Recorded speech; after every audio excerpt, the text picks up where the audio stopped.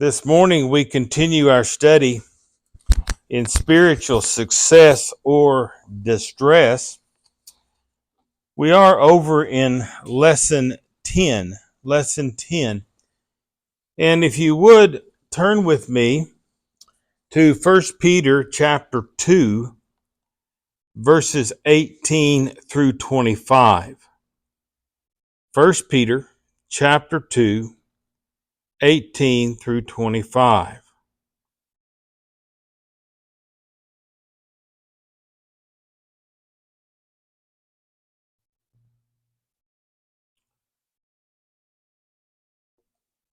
The title of this lesson is Jesus the Servant, Our Model.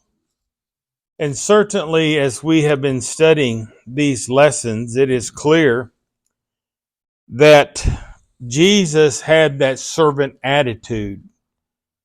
And it's because of his example that we learn how to be servants and also have a servant attitude. In this passage, which is the primary passage of this lesson, it says beginning in verse 18, "Servants, be submissive to your masters with all respect, not only to those who are good and gentle, but to those who are unreasonable. For this finds favor, if for the sake of conscience toward God a person bears up under sorrow when suffering unjustly.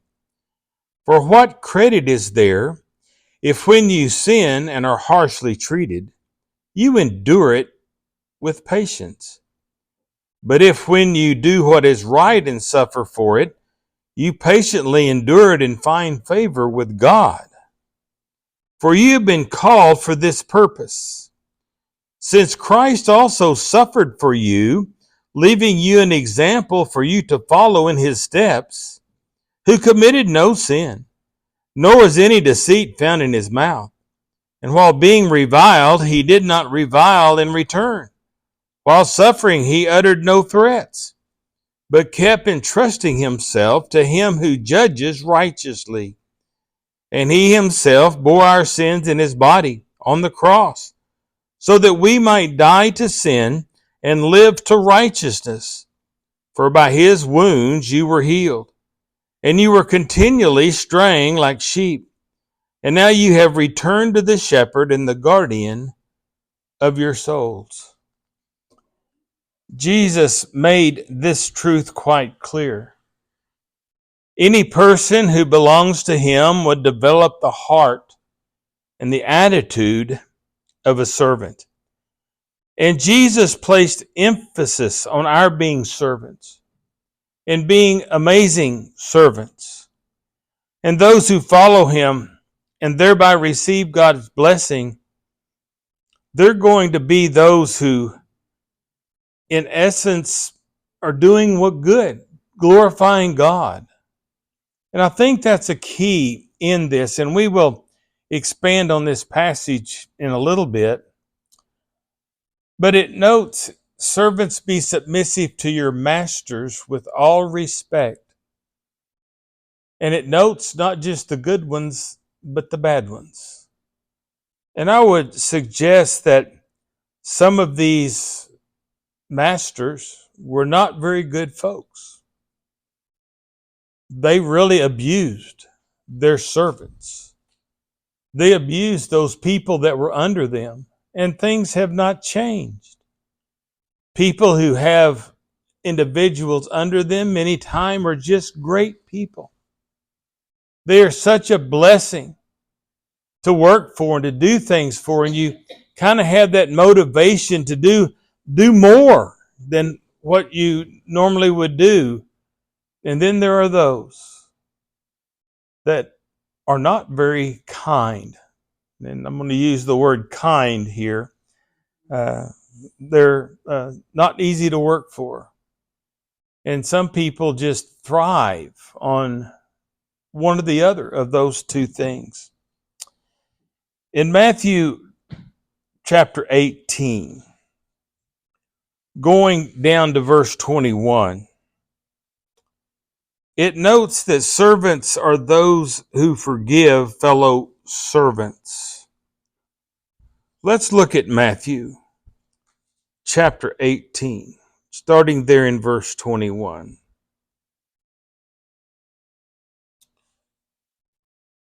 It says, Then Peter came and said to him, Lord,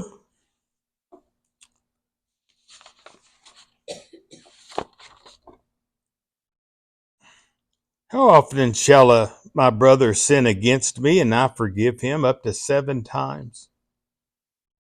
Well, 7 times would denote a completeness. Till it's complete. Should I forgive my brother 7 times? But Jesus said to him, I do not say to you up to 7 times, but up to 70 times 7. 7 and 10 denoting the idea here of a complete, total forgiveness if a brother sins against us. And that's sometimes kind of difficult, especially if a brother hurts us very bad. But he says 75:7, verse 23. It says, For this reason the kingdom of heaven may be compared to a king who wished to settle accounts with his slaves. When he had begun to settle them, one owed him 10,000 talents, was brought to him. Well, 10,000 talents would have been quite a bit of money that he owed. I mean, he was in desperate straits. This is a lot. Verse 25. But since he did not have the means to repay, the Lord commanded him to be sold, along with his wife and children, and all that he had, and repayment be made. That was quite a dire situation that we find this servant in, this individual. He owed so much, he was so far in debt, 10,000 talents. And this was the outcome many times, was they would be sold to make payment. Their families would be sold to make payment. Anything that they owned would be taken from them. And sometimes they would even be cast into prison because they owed the master. Verse 26 says, So the slave fell to the ground and prostrated himself before him, saying, Have patience with me, and I will repay you everything. Well, he was, in essence, trying to get some grace from the master. He says, I'll get it when I can. You know, that kind of a situation. In verse 27, it says, And the Lord of that slave felt compassion and released him and forgave him his debt. That was the manifestation of mercy, grace, just forgiving him. What about the example that was shown to this slave? It should have been a good example. That, look, my master forgave me. Can I not, the words we use today, pay it forward? You know, I'm a big person in thinking about paying it forward. If we're blessed, bless somebody else. But this servant, this slave, he didn't do that. In verse 28 it says, But the slave went out and found one of his fellow slaves who owed him 100 denarii. That's not near as much as he owed, I guarantee, because he owed a whole lot more. The notes up here are 10,000 talents, and this was only 100 denarii that this slave owed him. Now I want you to look at verse 28. And he seized him and began to choke him, saying, Pay back what you own. So he seized this individual, and he was violent with this person. Well, in verse 30, it said, well, verse 29, it says, so his fellow servant fell to the ground and began to plead with him, saying, have patience with me and I will repay you.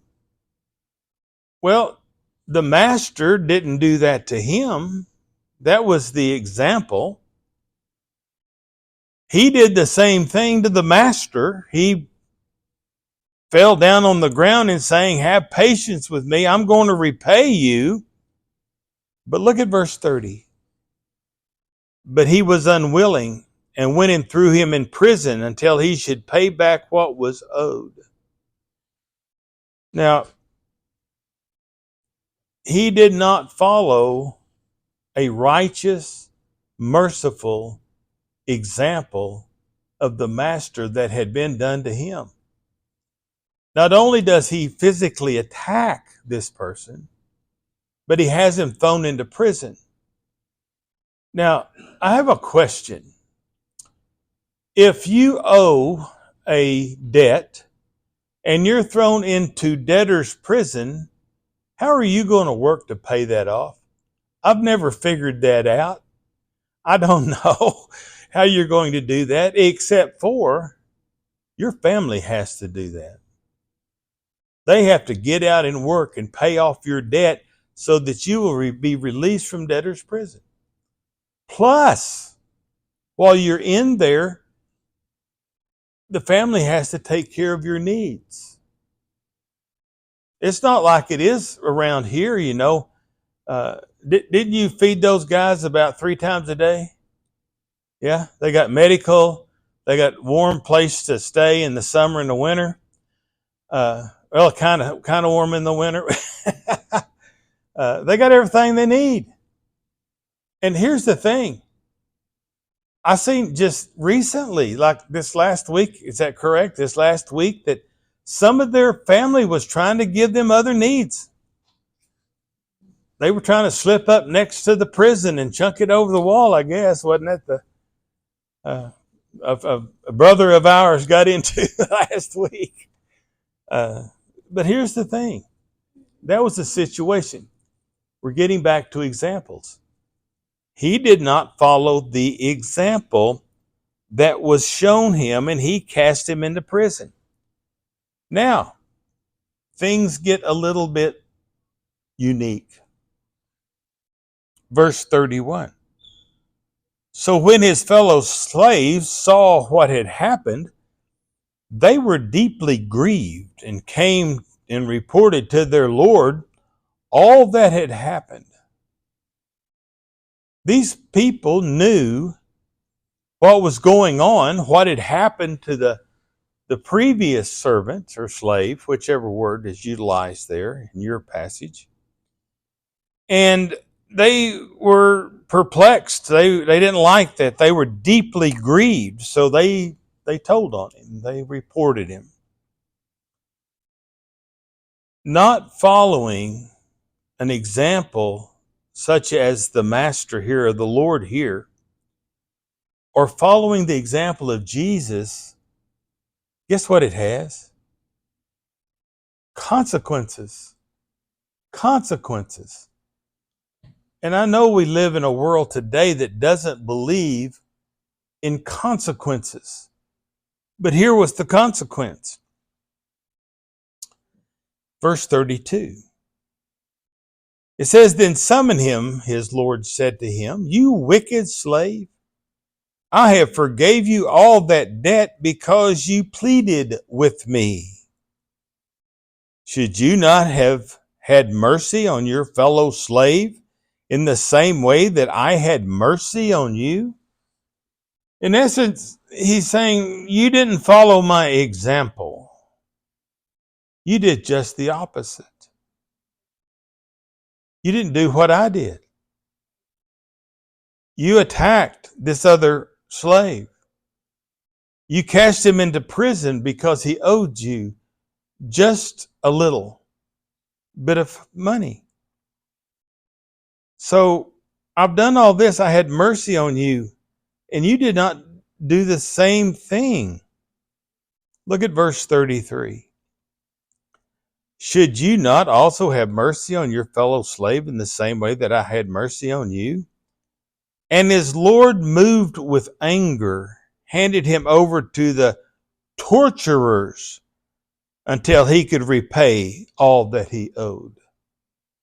Not just being cast into debtor's prison, but he was going to be tortured for whatever time it was that he repaid all that money. All that money. So it's worse than even what he did to his fellow slave. He did not follow the example. And as I was looking at this and as I was studying through this, I thought about this ungrateful servant and what happened to him. And you know, Jesus is our example. I mean, he did it all for us. He was the ultimate sacrifice. And if we do not follow his example, what is the outcome? What's the eternal outcome? Yeah. Handed him over to the torturers. And you can't repay that debt because only Jesus can repay the debt that we owe. And it's through his blood. And if it's rejected, we get into jeopardy. We get into a struggle. Let's look at another one of these here that's on our worksheet. Matthew chapter 20.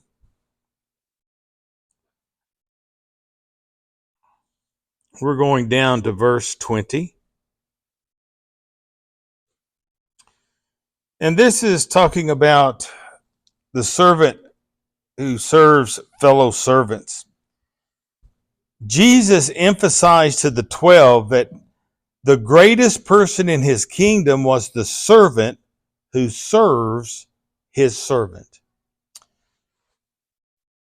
In Matthew chapter 20, beginning there in verse 20, it says, Then the mother, the son of Zebedee, came to Jesus with her sons, bowing down and making a request of him. And he said to her, What do you wish? She said to him, Command that in your kingdom these two sons of mine may set one on your right and one on your left.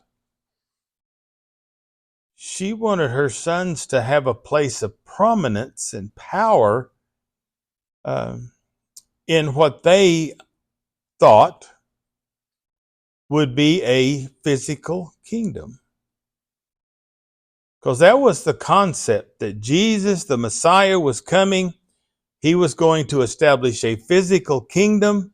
He was going to get rid of the Romans and the Jews, or get rid of the Romans, and the Jews would be back in power and taken in control. Well, she comes and asks for a special place for her sons in this new kingdom that they thought was going to be established. And the setting on the right and the left noted that place of importance, especially the right. Verse 22. But Jesus answered, Do you not know what you are asking? Are you able to drink the cup that I'm about to drink? And they said to him, We're able. They didn't understand what was coming for Jesus. They didn't understand that he was going to be flogged and beaten and spit on and go through all of that horrible torture, being beaten and a cross. And that's what it's talking about when it talks about to drink the cup that I'm about to drink. And they said, Yeah, we're able to do this. So he explains a little more. Verse 23. He said to them, My cup you shall drink, but to set on my right and on my left, this is not mine to give, but it is for those for whom it has been prepared by the Father. The Heavenly Father was the one who made those types of decision. In verse 24 it says, "And hearing this, the 10 became indignant with the two brothers." Now, why do you suppose they became indignant with the two brothers? Jealousy? They wanted that place, yeah. Or maybe it was they didn't think of it first. You know. But here's the thing: they got indignant. Look! They brought their mother. I want you to think about this. They brought their mother to speak to Jesus on their behalf. Yep. They didn't do it themselves. They had to bring Mama to do it. I've seen a deal recently, and it was for job interviews. And it said, "Do not bring your mother to the job interview." Did you see that? Now, don't bring your mother to the job interview. That's why I'm taking this sweet lady over here to the next job interview. You're going with me next time I have to do that. I ain't going. But that's what these guys did. Well, they were indignant. They didn't like this. So verse 25. But Jesus called them to himself and said, "You know that the rulers of the Gentiles lord it over them, and their great men exercise authority over them." The Lord, the master, the ruler, they had absolute authority over these servants, slaves, whatever word that you want to use.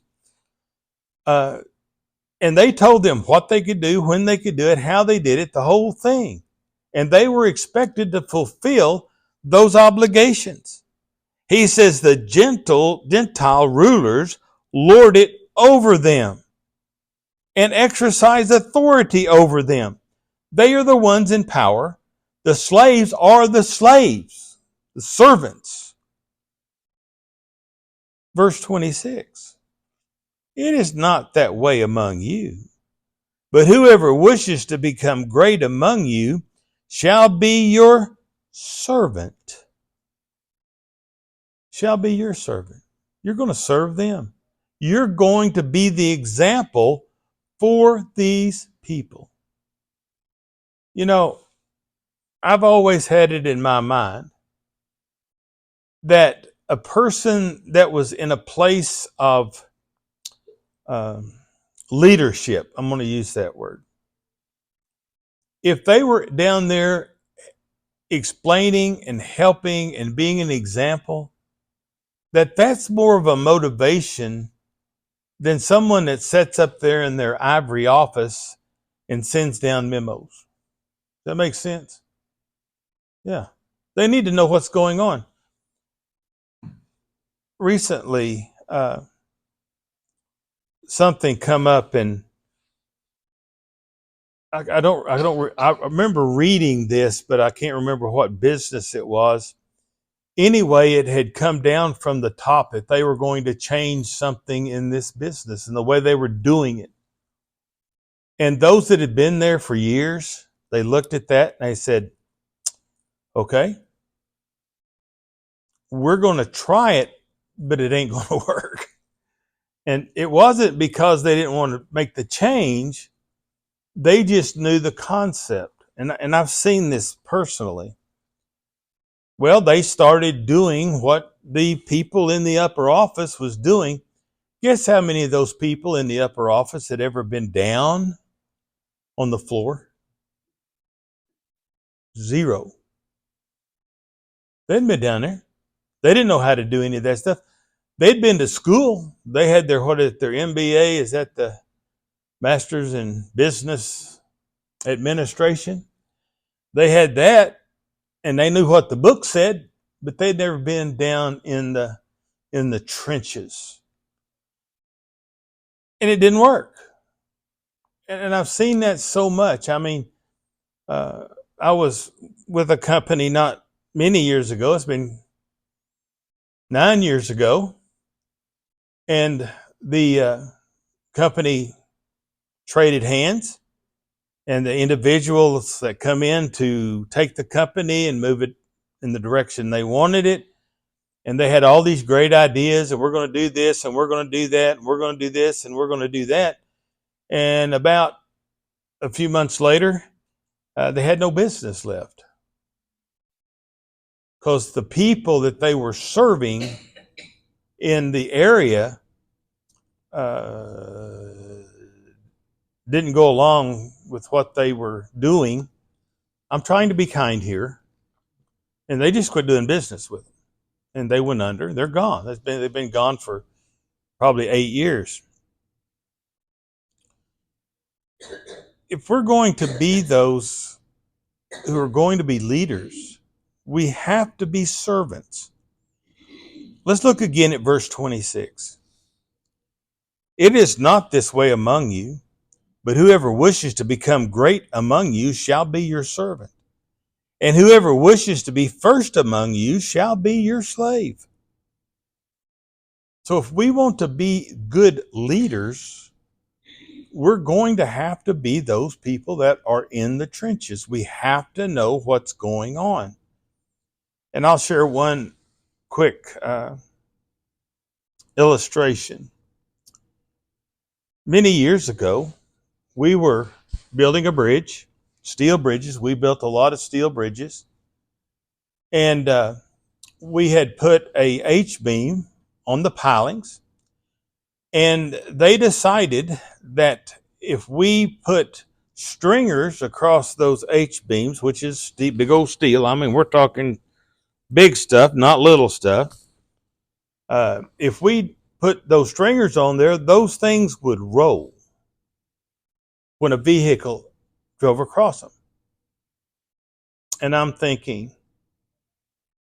that steel's probably 1.5 inches thick, you know. We're not talking little bitty stuff. We're talking 1.5 inches thick.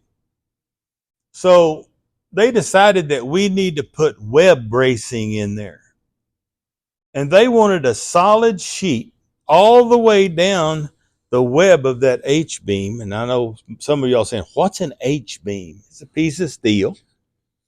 And they wanted us to weld a plate in here. Well, if you're welding plate in a piece like that for a web brace, you bevel the grind. Are you with me? No? I'm taking you home. I'm going to hook you up on the welder for the rest of the day. Anyway, you grind it off this way, and the bevel comes this way off the H-beam. You start at the back and you build up. That's what you do. Well, we had the guy from upstairs, the state, show up. He was an engineer. And I like engineers. I do. I like engineers. And he had been to school. He had never built a bridge, but he'd been to school. And he come along there, and we were welding all these things up. And he said, did you weld the back side of that webbing? That brace, that webbing brace? Well, it was about, I don't know, each piece of that metal we were putting in there was probably 10, 12 foot long. And I thought to myself, well, yeah, we started at the back and welded out. Well, he didn't understand that. He wanted us to reach inside and weld the inside of that. And I was young and perplexed. And I handed him the stinger and my helmet, and I said, show me. I was not trying to be rude or hateful, even though I was a lot younger then. But I didn't know how. And he did not want to be the servant to show me how to do that. And he got in his vehicle and made other miles. But if you want somebody to do something and you don't know how to do it, you need to figure it out with them. And I think people will be motivated more to work together and help one another. I think that's what this is bringing to light. In verse 28, it says, just as the Son of Man did not come to be served, but to serve and to give his life a ransom for many. Jesus did not come to serve. He was the King of Kings, the Lord of Lords. He was deity in the flesh. But he didn't come for that reason. He could have, but he didn't. But he came to serve us by his life, his humanity, and his ransom. He paid the price for us. So let's keep our worksheets for next week. And I knew that there was so much material in this that we would not get through. So let's look a little bit more about being a servant. Jesus is the great example of servanthood. So let's begin there next time.